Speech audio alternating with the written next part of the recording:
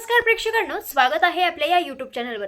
तर आता इकडे दामिनी जी असते त्या बाईचा पाठलाग करायला तिच्या मागे मागे धावते। आता इकडे नीता पकडणार की काय, आता इकडे तिला भीती वाटत असते। इकडे सावी लगेचच इकडे परागला बोलते की प्लॅन बी चालू। आणि आता इकडे पराग जो असतो मागेच रेडी असतो, तो म्हणजेच गाडी घेऊन, म्हणजेच आता इकडे तो गाडी घेऊन येणार आणि आता इकडे नीता बसणार आणि ती तिथून पळून जाणार, असा यांचा प्लॅन असतो। आता इकडे तो लगेचच गाडी घेतो, नीता हळूच त्या गाडीवर बसते आणि आता इकडे दामिनीला म्हणजेच चकवत आता इकडे कसे बसे ते तिथून निघतात आणि अखेर दामिनी काय तिथेच रस्त्यावर पडते। आता इकडे एवढं पडली तरी आता इकडे ती एवढ्या धडपडीमध्ये मोबाईलमध्ये फोटो काढते, ते म्हणजेच गाडीच्या मागच्या प्लेटचा, म्हणजे ज्यावर नंबर लिहून असतं। आता इकडे त्यावरती बोलते, ए ए थांब, कोण आहेस तू, थांब, मी गाडीचा नंबर माझ्या मोबाईलमध्ये फोटो काढला। आता असं सगळं काही ती घाबरत बडबड करत असते। आता इकडे ती फोनमध्ये बघते तर काय त्यावर लिहून असतं की तुझी वेळ भरली। आता असं म्हटल्याबरोबर इकडे तिला अजूनच भीती वाटत असते। ती कशी बशी तिथून रस्त्यावर उठते। आता इकडे हे तर पळून गेलेले असतात आणि आता इकडे ती तिच्या गाडीजवळ येत असते। तिथे आता इकडे सगळे आजूबाजूचे लोक तिला बोलत असतात, मॅडम काय झालंय, तुम्ही कोणाच्या मागे धावत होतात, अहो काही झालंय का, कोण होती ती बाई। आता इकडे ते सगळेजण तिला प्रश्न विचारत असतात। आता हे सगळं बघून अजूनच घाबरते आणि बोलते, शांत बसा तुम्ही, आणि तुम्हाला काय नुसतं चौकशा, असं म्हणून आता इकडे ती गाडीत बसते आणि इकडे घरी यायला निघते। आता इकडे तिला तेच ते आठवत असतं, कशा प्रकारे ती भूतनी आली तिला घाबरवून गेली। आता इकडे ती तर चांगलीच घाबरलेली असते। पण आता इकडे नीता, अवंती आणि सावी आता या तिघी घरी आलेले असतात। आता इकडे या मस्त हसत असतात आणि आता एकदम समोरून भास्कर येतो। तो बोलतो, काय ग कुठे गेला होता, इतक्या हसत का आहेत। आता असं म्हटल्याबरोबर इकडे या तिघींनाही भीती वाटत असते। त्यावर आता इकडे सावी बोलते, आम्ही मंदिरामध्ये गेलो होतो। त्यावर आता असं म्हटल्याबरोबर इकडे भास्कर बोलतो, अरे वा, हिला तोंड सुटले वाटतं, आतापर्यंत तर ही एकही शब्द बोलायची नाही, बरी होत आली वाटतं। आता इकडे त्यावर तो बोलतो, बरं मंदिरात गेला होतात ना, मग कपाळाचं कुंकू कुठे आहे, बरं ते जाऊ द्या, मला प्रसाद द्या बरं बघ। आता असं म्हटल्याबरोबर इकडे नीता बोलते, ते काय आहे ना, आम्ही मंदिरातच गेलो होतो। कारण आता इकडे भास्कर बोलत असतो, आता तू मला प्रसाद देतीये की तुला मी प्रसाद देऊ, आणि तिकडे तू तिच्यावर हात उचलण्याचा प्रयत्न करतो। त्यावर तिकडे नीता बोलते, ते काय आहे ना, आम्ही मंदिरातच गेलो होतो, पण तिथे खूप गर्दी झाली होती आणि पावसाचं वातावरण झालं होतं ना, म्हणून आम्ही लवकरच घरी आलो। असं म्हटल्याबरोबर इकडे अवंती सुद्धा बोलते की हो भाऊजी, ते काय आहे ना, आम्ही सावीला बरं व्हावं म्हणून देवाकडे प्रार्थना करायला गेलो होतो। आता इकडे त्यावर भास्कर बोलतो, अरे वा वा वा, अवंती वहिनी तुम्हाला सुद्धा तोंड सुटलं, वा वा वा, आम्हाला तर काही कळतच नाहीये।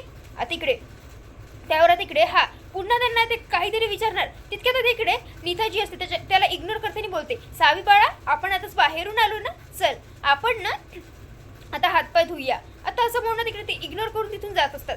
इकडे भास्करला हे सगळं नवलच वाटतं, यांची हिंमत कशी काही एवढी वाढली आहे म्हणून। आता इकडे रूम मध्ये आल्याबरोबर तिकडे या एवढा हसत असतात।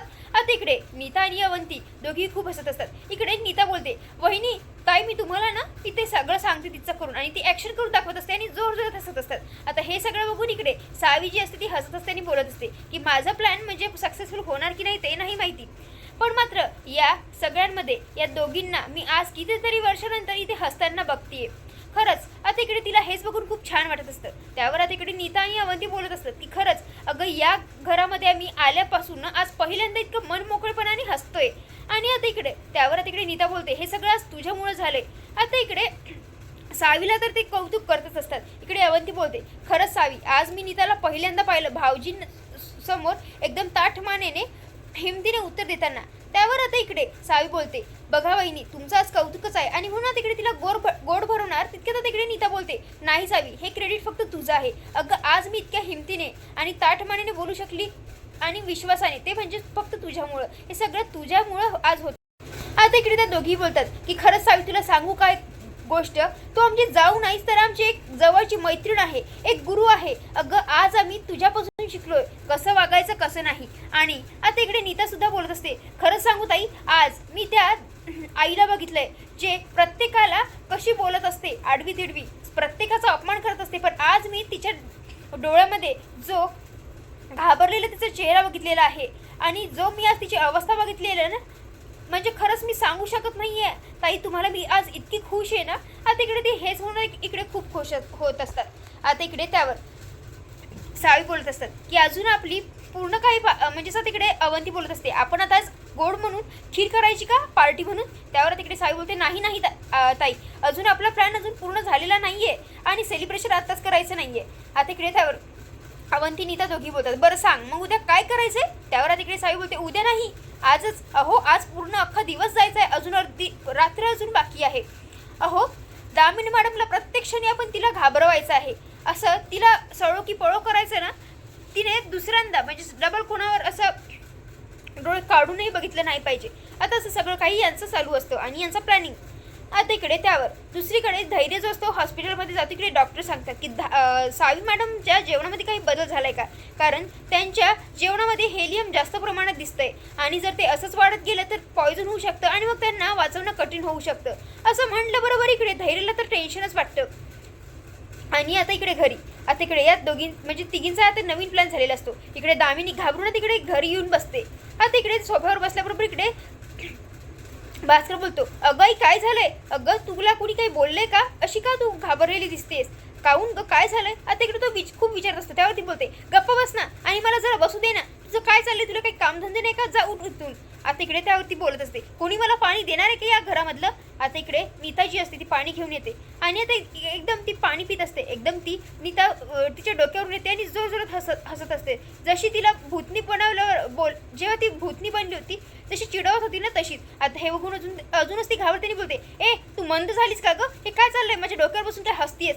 आता इकडे त्यावर नीता बोलते, नाही आई मी असं काहीच केलं नाही. मला ना तुम्हाला एक गोष्ट सांगायची होती. आज ना एक बाई आली होती तुम्हाला भेटायला. आता असं म्हटलं बरोबर इकडे ती जास्तीच घाबरते बोलते, कोण होती ती बाई आणि काय सांगितलंय? काही सांगितलंय का माझ्याबद्दल तुम्हाला? आता असं म्हटलं बरोबर इकडे ती बोलते, नाही नाही ती ना मागणारी बाई होती. मी तिला जुन्या साड्या कपडे आणि काही भांडे दिलेत.